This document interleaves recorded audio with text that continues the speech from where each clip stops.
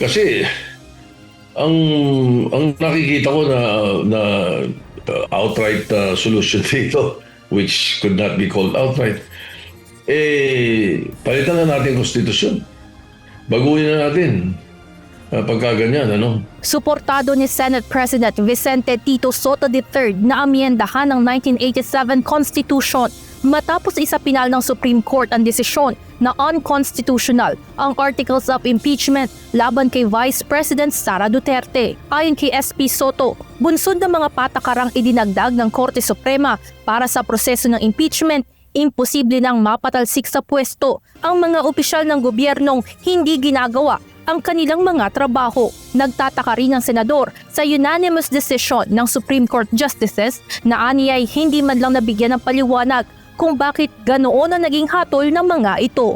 In other words, ako, bottom line, ayaw na nila may impeachment sa Pilipinas.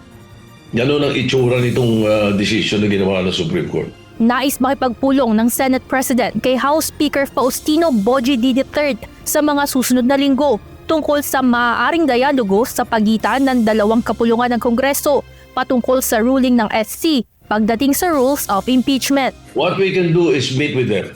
Congress, House of Representatives. Okay. Pag-usapan lang yung issue niyang, pag-usapan namin yan. Paliwanag nito, hindi siya inisyal na pabor sa charter change o chacha.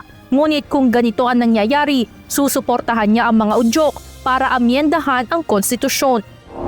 Samantala, nilinaw naman ng senador na walang kinalaman ang kanyang posisyon sa impeachment sa sinumang government official na nadadawit dito.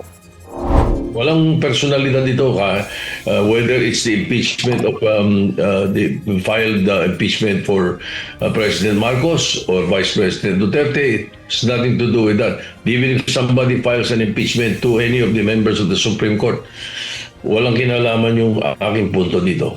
Paliwanag nito ang kanyang punto ay ang prinsipyo ng legislation na nasa kamay ng mga mambabatas at wala sa kapangyarihan ng mga hukom. Idinagdag kasi ng hukumat na dapat na ring isama ang due process sa buong proseso ng impeachment, pati speedy disposition of cases. Ayon kay Soto, ang pagdadagdag ng mga karagdagang patakaran sa batas ay sa pamamagitan ng Constitutional Convention at hindi sa bisa ng ruling ng Supreme Court.